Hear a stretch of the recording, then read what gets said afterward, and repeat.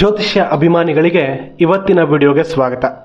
ಸ್ನೇಹಿತರೆ, ನಿಮ್ಮೆಲ್ಲರ ಸಹಕಾರದಿಂದ ಇವತ್ತು ನಿಮ್ಮ ನೆಚ್ಚಿನ ಸಿಂಹಧ್ವಜ ಚಾನೆಲ್ 9,000 ಸಬ್ಸ್ಕ್ರೈಬರ್ಗಳನ್ನು ಪಡೆದುಕೊಂಡಿದೆ.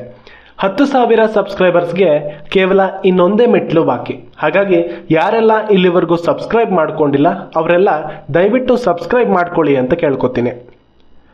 ಇವತ್ತಿನ ವಿಡಿಯೋದಲ್ಲಿ ಗುರುವಿನ ಬಗ್ಗೆ ಹಾಗೆ ಮೇಷರಾಶಿಯಿಂದ ಮೀನರಾಶಿಯವರೆಗೆ ಗುರು ಇದ್ರೆ ಏನು ಫಲ ಅನ್ನೋದನ್ನ ತಿಳಿಯುವಂತಹ ಪ್ರಯತ್ನವನ್ನ ಮಾಡೋಣ. ಗುರು ಒಂದು ರಾಶಿಯಿಂದ ಇನ್ನೊಂದು ರಾಶಿಗೆ ಚಲಿಸೋದಕ್ಕೆ ಸರಿಸುಮಾರು 1 ವರ್ಷ ಸಮಯವನ್ನ ತಗೋತಾನೆ. ಹಾಗೆ ಒಂದು ಬಾರಿ ಇಡೀ ಜಾತಕ ಚಕ್ರವನ್ನ ಸುತ್ತಿ ಬರೋದಕ್ಕೆ 12 ವರ್ಷ ಸಮಯ ಬೇಕು. ಕೆಲವೊಮ್ಮೆ ವಕ್ರಗತಿ ಕೂಡ ಬರೋದ್ರಿಂದ ಈ ಸಮಯದಲ್ಲಿ ಸ್ವಲ್ಪ ವ್ಯತ್ಯಾಸಗಳು ಕೂಡ ಆಗುತ್ತೆ.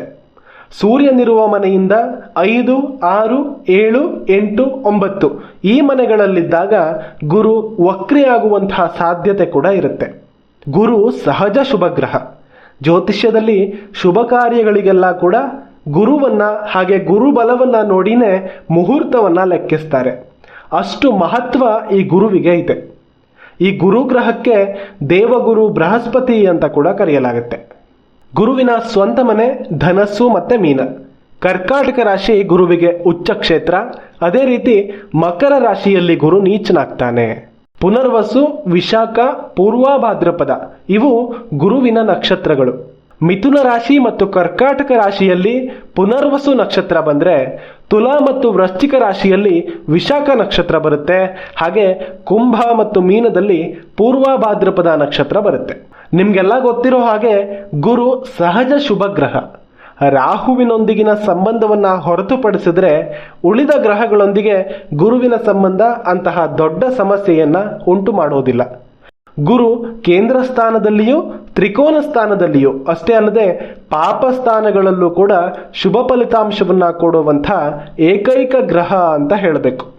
ಹೀಗಾಗಿ ಜಾತಕದಲ್ಲಿ ಗುರು ಬಹುತೇಕ ಯಾವುದೇ ಮನೆಯಲ್ಲಿದ್ರೂ ಕೂಡ ಆ ಮನೆಗೆ ಸಂಬಂಧಿಸಿ ಸ್ವಲ್ಪ ಮಟ್ಟಿಗಾದರೂ ಅನುಕೂಲವನ್ನ ಮಾಡೇ ಮಾಡ್ತಾನೆ ಅನ್ನೋದಂತೂ ನಿಶ್ಚಿತ. ಗುರುವಿನ ಕಾರಕತ್ವಗಳನ್ನ ನೋಡೋದಾದ್ರೆ ಗುರು ಧರ್ಮಕ್ಕೆ ಕಾರಕ. ಧಾರ್ಮಿಕ ಆಚರಣೆ, ದೈವಭಕ್ತಿ, ಶಾಸ್ತ್ರಾಧ್ಯಯನಕ್ಕೆ ಗುರು ಕಾರಕನಾಗ್ತಾನೆ. ಈಶಾನ್ಯ ದಿಕ್ಕಿಗೆ ಅಧಿಪತಿ ಗುರುವಾಗ್ತಾನೆ.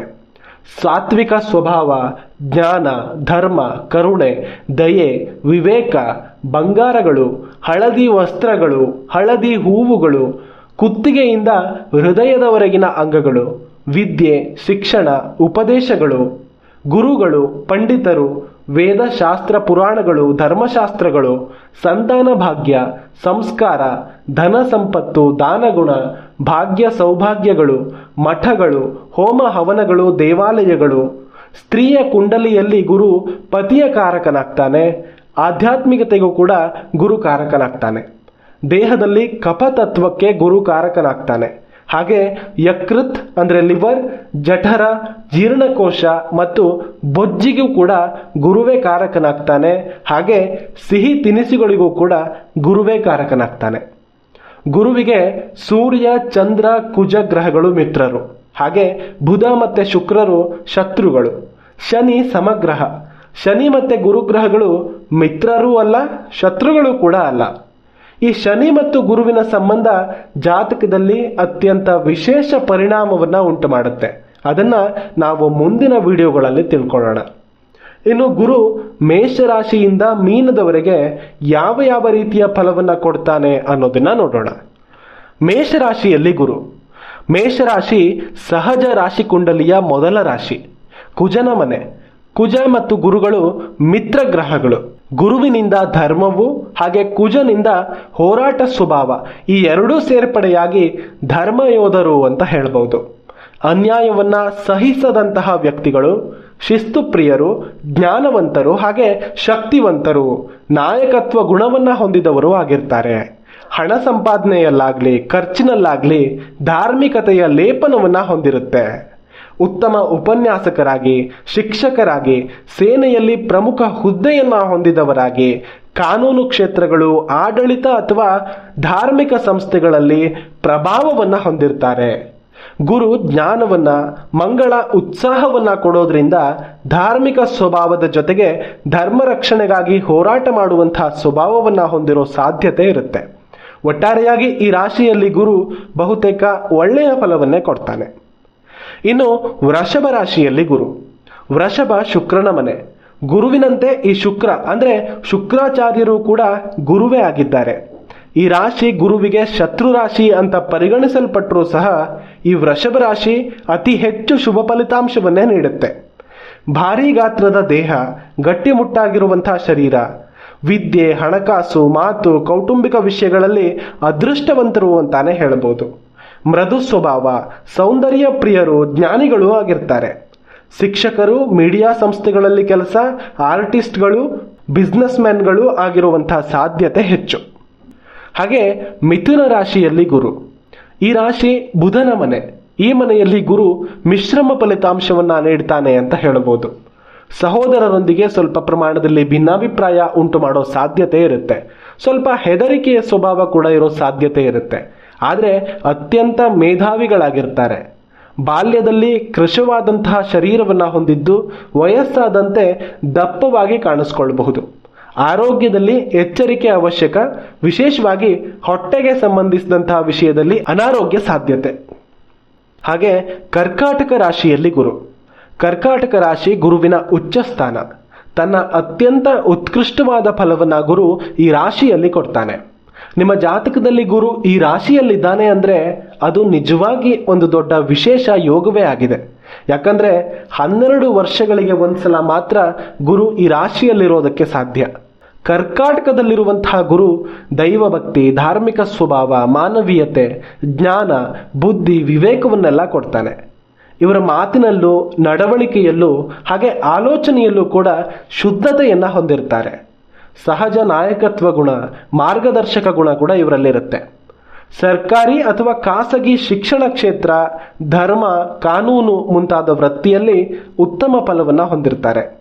ಸಮಾಜದಲ್ಲಿ ಅತ್ಯುನ್ನತ ಗೌರವ ಹಾಗೂ ಖ್ಯಾತಿ ಇರುವ ಸಾಧ್ಯತೆ ಇರುತ್ತೆ. ಸ್ವಂತ ಪರಿಶ್ರಮದಿಂದ ಹೆಸರು, ಆಸ್ತಿ, ಹಣಗಳಿಕೆಯನ್ನ ಮಾಡ್ಕೋತಾರೆ. ಹಾಗೆ ಸಿಂಹ ರಾಶಿಯಲ್ಲಿ ಗುರು ಇದ್ರೆ, ಗುರುವಿಗೆ ಸಿಂಹ ರಾಶಿ ಕೂಡ ಮಿತ್ರಸ್ಥಾನವೇ. ಈ ರಾಶಿಯಲ್ಲಿರುವಂತಹ ಗುರು ಧೈರ್ಯ, ಆತ್ಮವಿಶ್ವಾಸ, ಧಾರ್ಮಿಕತೆ, ನ್ಯಾಯಪರತೆ, ಗೌರವಪೂರ್ಣ ಸ್ವಭಾವವನ್ನ ಹೊಂದಿರ್ತಾರೆ. ಸಿಂಹ ಸೂರ್ಯನ ರಾಶಿಯಾಗಿರೋದ್ರಿಂದ ಸಹಜವಾಗಿ ನಾಯಕತ್ವ ಗುಣ ಇವರಲ್ಲಿರುತ್ತೆ. ಪ್ರಾಮಾಣಿಕತೆಯುಳ್ಳವರು, ನಂಬಿಕಸ್ಥರು ಅಂತ ಹೇಳ್ಬೋದು. ಯಾವುದೇ ಹುದ್ದೆಯಲ್ಲಿದ್ರೂ ಸಹ ಅದರಲ್ಲಿ ಅತ್ಯಂತ ಹೆಚ್ಚಿನ ಗೌರವವನ್ನ ಹೊಂದಿರ್ತಾರೆ. ಅತ್ಯಂತ ಸ್ವಾಭಿಮಾನಿಗಳಾಗಿರ್ತಾರೆ. ಉತ್ತಮ ಸಂಗಾತಿ, ಉತ್ತಮ ಸಂತಾನವನ್ನ ಹೊಂದಿರ್ತಾರೆ. ಶಿಕ್ಷಣ, ಧಾರ್ಮಿಕ ಆಚರಣೆ, ದೈವಭಕ್ತಿ, ಕಲೆ, ಸಾಹಿತ್ಯ, ಸಂಗೀತ, ಆಧ್ಯಾತ್ಮಿಕತೆ ಎಲ್ಲವೂ ಕೂಡ ಇವರಲ್ಲಿರುವಂತಹ ಸ್ವಭಾವಗಳಾಗಿರುತ್ತೆ. ಹಾಗೆ ಕನ್ಯಾ ರಾಶಿಯಲ್ಲಿ ಗುರು ಇದ್ರೆ, ಇದು ಬುಧನ ಮನೆ. ಗುರು ಈ ರಾಶಿಯಲ್ಲಿ ಮತ್ತೆ ಅದೇ ರೀತಿ ಮಧ್ಯಮ ಫಲವನ್ನ ಕೊಡ್ತಾನೆ. ಗುರುವಿನ ಜ್ಞಾನ ಹಾಗೂ ಬುಧನ ವಿಮರ್ಶಾತ್ಮಕ ಪ್ರವೃತ್ತಿ ಇಲ್ಲಿ ಎದ್ದು ಕಾಣಿಸುತ್ತೆ. ಎಲ್ಲವನ್ನ ಪರೀಕ್ಷಿಸಿಯೇ ನಂಬುವಂತಹ ಸ್ವಭಾವ ಕೆಲವು ವಿಷಯಗಳಲ್ಲಿ ಉತ್ತಮ ಫಲವನ್ನ ಕೊಡಬಹುದು. ಆದರೆ ಸಂಬಂಧಗಳಲ್ಲಿ, ಕುಟುಂಬಗಳಲ್ಲಿ ಇವರ ಸ್ವಭಾವ ಕಿರಿಕಿರಿಯನ್ನ ಉಂಟು ಮಾಡಬಹುದು. ಧಾರ್ಮಿಕತೆ, ವಿದ್ಯಾವಂತಿಕೆ ಇದ್ರೂ ಕೂಡ ಸರಿಯಾದ ಸಮಯದಲ್ಲಿ ಸರಿಯಾದ ಆಲೋಚನೆ ಬಾರದೇ ಇರಬಹುದು. ಆಹಾರದಲ್ಲಿ ಎಚ್ಚರಿಕೆ ವಹಿಸಬೇಕು. ಎಲ್ಲವರಲ್ಲಿಯೂ ಎಲ್ಲದರಲ್ಲಿಯೂ ಪರಿಪೂರ್ಣತೆಯನ್ನ ಬಯಸುವಂತಹ ಸ್ವಭಾವ ಬದಲಾಯಿಸಿಕೊಂಡಲ್ಲಿ ಉತ್ತಮ ಫಲವನ್ನ ಪಡೆಯಬಹುದು. ಹಾಗೆ ತುಲಾ ರಾಶಿಯಲ್ಲಿ ಗುರು ಇದ್ರೆ, ಸಹಜ ರಾಶಿ ಚಕ್ರದ 7ನೇ ರಾಶಿಯಾಗಿರುವಂತಹ ತುಲಾ ಗುರುವಿಗೆ ಶತ್ರುವಿನ ಮನೆ ಆದರೂ ಕೂಡ ಗುರು ಈ ರಾಶಿಯಲ್ಲಿ ಅದ್ಭುತ ಫಲಿತಾಂಶವನ್ನೇ ಕೊಡ್ತಾನೆ ಅಂತ ಹೇಳ್ಬೋದು. ಗುರುವಿನ ನಕ್ಷತ್ರವಾದ ವಿಶಾಖ ಈ ರಾಶಿಯಲ್ಲೇ ಇರುತ್ತೆ. ಈ ರಾಶಿಯಲ್ಲಿ ಗುರು ಇರುವಂತಹ ಜಾತಕರು ಶಾಂತ ಸ್ವಭಾವದವರು, ವಿವೇಕಿಗಳು, ಸಾಮಾಜಿಕವಾಗಿ ಪ್ರಸಿದ್ಧರು, ರಾಜತಂತ್ರಜ್ಞರು ಆಗಿರುವಂತಹ ಸ್ವಭಾವ ಹೊಂದಿರ್ತಾರೆ. ಇತರರ ಭಾವನೆಗಳನ್ನ ಗೌರವಿಸುವಂತಹ ವ್ಯಕ್ತಿತ್ವವನ್ನ ಹೊಂದಿರ್ತಾರೆ. ಧಾರ್ಮಿಕ ಸ್ವಭಾವವನ್ನ ಹೊಂದಿರೋ ಇವರು ಸಮಾಲೋಚಕರಾಗಿ, ಮಧ್ಯವರ್ತಿಗಳಾಗಿ, ವ್ಯಾಪಾರಿಗಳಾಗಿ, ವಕೀಲರು, ನ್ಯಾಯಾಧೀಶರು, ಶಿಕ್ಷಣ ಕ್ಷೇತ್ರದಲ್ಲಿ ಕೆಲಸ ಮಾಡೋರು, ಕಲೆ, ಸಾಹಿತ್ಯ, ಸಂಗೀತ ಕ್ಷೇತ್ರಗಳಲ್ಲಿ ಸಾಧನೆ ಮಾಡಿದವರಾಗಿ ಇರೋ ಸಾಧ್ಯತೆ ಇರುತ್ತೆ. ಉತ್ತಮ ಸಂಗಾತಿ, ನೆಮ್ಮದಿಯ ಕೌಟುಂಬಿಕ ಜೀವನವನ್ನ ಹೊಂದಿರ್ತಾರೆ. ಕೆಲವೊಮ್ಮೆ ತಪ್ಪಾದ ವ್ಯಕ್ತಿಗಳ ಸ್ನೇಹದಿಂದ ಸಮಸ್ಯೆಗೆ ಸಿಲುಕುವಂಥ ಸಾಧ್ಯತೆ ಇರುತ್ತೆ. ಇನ್ನು ವೃಶ್ಚಿಕ ರಾಶಿಯಲ್ಲಿ ಗುರು ಇದ್ರೆ, ಈ ವೃಶ್ಚಿಕ ರಾಶಿಯೇ ನಿಗೂಢವಾಗಿರುವಂಥ ರಾಶಿ. ಈ ರಾಶಿಯಲ್ಲಿ ಗುರು ಇದ್ದವರ ಸ್ವಭಾವ ಕೂಡ ವಿಭಿನ್ನವಾಗಿ ಹಾಗೆ ನಿಗೂಢವಾಗಿಯೇ ಇರುತ್ತೆ. ಆಳವಾದ ಚಿಂತನೆ, ರಹಸ್ಯ ವಿದ್ಯೆಗಳ ಮೇಲೆ ಆಸಕ್ತಿ ಹಾಗೂ ಜ್ಞಾನವನ್ನು ಹೊಂದಿರ್ತಾರೆ. ಆಧ್ಯಾತ್ಮಿಕ ಶಕ್ತಿ, ಅಲೌಕಿಕ ಜ್ಞಾನವನ್ನು ಹೊಂದೋ ಯೋಗ ಇರುತ್ತೆ. ಧರ್ಮವನ್ನು ಆಚರಿಸುವುದು ಅಷ್ಟೇ ಅಲ್ಲದೆ ಧಾರ್ಮಿಕತೆಯನ್ನೇ ಜೀವನವನ್ನಾಗಿಸಿಕೊಂಡಂತಹ ವ್ಯಕ್ತಿತ್ವ ಇವರದ್ದಾಗಿರುತ್ತೆ. ದೃಢ ನಿಶ್ಚಯ, ಅತ್ಯಂತ ಧೈರ್ಯಶಾಲಿಗಳು ಅಂತ ಹೇಳ್ಬೋದು. ವೈದ್ಯಕೀಯ ಕ್ಷೇತ್ರ, ಸಂಶೋಧನಾ ಕ್ಷೇತ್ರ, ಮನೋವಿಜ್ಞಾನ, ಜ್ಯೋತಿಷ್ಯ ಶಾಸ್ತ್ರ, ರಕ್ಷಣಾ ಕ್ಷೇತ್ರ ಇವೆಲ್ಲ ಇವರಿಗೆ ಅನುಕೂಲವಾಗಿರುವಂಥ ಕ್ಷೇತ್ರಗಳು. ಹಾಗೆ ಧನಸ್ಸು ರಾಶಿಯಲ್ಲಿ ಗುರು ಇದ್ರೆ, ಈ ರಾಶಿಯಲ್ಲಿರುವಂತಹ ಗುರುವಿನ ಬಗ್ಗೆ ಏನಂತ ಹೇಳೋದು? ತನ್ನದೇ ರಾಶಿಯಲ್ಲಿರುವಂತಹ ಗುರು ಅತ್ಯಂತ ಅದ್ಭುತ ಫಲಿತಾಂಶವನ್ನು ಕೊಡ್ತಾನೆ.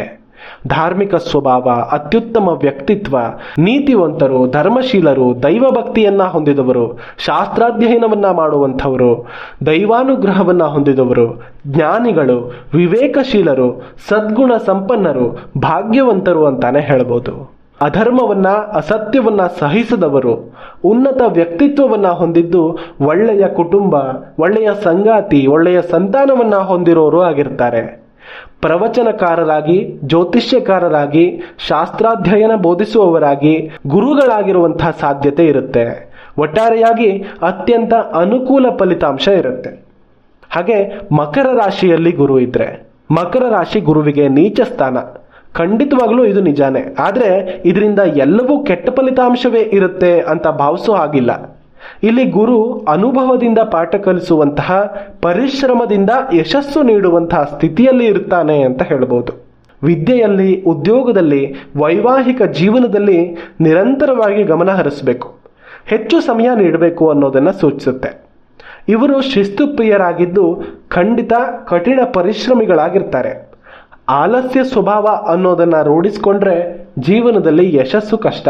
ಹಾಗಾಗಿ ಈ ವಿಷಯದಲ್ಲಿ ಎಚ್ಚರಿಕೆ ವಹಿಸಬೇಕು. ಇವರು ಬೇರೆಯವರನ್ನ ಅರ್ಥ ಮಾಡ್ಕೋತಾರೆ, ಆದರೆ ಇವರನ್ನ ಬೇರೆಯವರು ಅರ್ಥ ಮಾಡ್ಕೊಳ್ಳೋದು ಸ್ವಲ್ಪ ಕಷ್ಟ. ನಿಧಾನವಾಗಿ ನಿರ್ಧಾರವನ್ನ ತೆಗೆದುಕೊಳ್ಳುವಂಥ ಸ್ವಭಾವ ಇವರದ್ದಾಗಿರುತ್ತೆ. ಕೌಟುಂಬಿಕ ಜವಾಬ್ದಾರಿ ಹೆಚ್ಚು, ಕೆಲಸವೇ ದೇವರು ಅಂತ ನಂಬುವಂಥ ವ್ಯಕ್ತಿಗಳಾಗಿರ್ತಾರೆ. ಪರಿಶ್ರಮದಿಂದ ಮಾತ್ರ ಮುಂದೆ ಬರ್ತಾರೆ.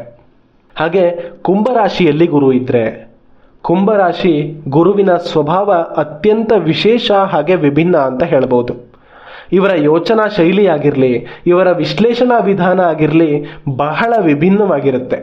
ಉತ್ತಮ ಬುದ್ಧಿವಂತಿಕೆಯನ್ನು ಹೊಂದಿರ್ತಾರೆ, ಜ್ಞಾನವಂತರಾಗಿರ್ತಾರೆ. ತಮ್ಮ ಜ್ಞಾನ 4 ಜನಕ್ಕೆ ಉಪಯೋಗವಾಗಲಿ ಅಂತ ಭಾವಿಸ್ತಾರೆ.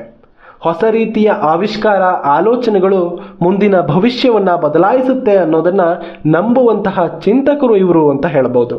ಸಮಾಜದ ಬಗ್ಗೆ ಕಾಳಜಿಯನ್ನ ಹೊಂದಿದವರಾಗಿದ್ದಾರೆ.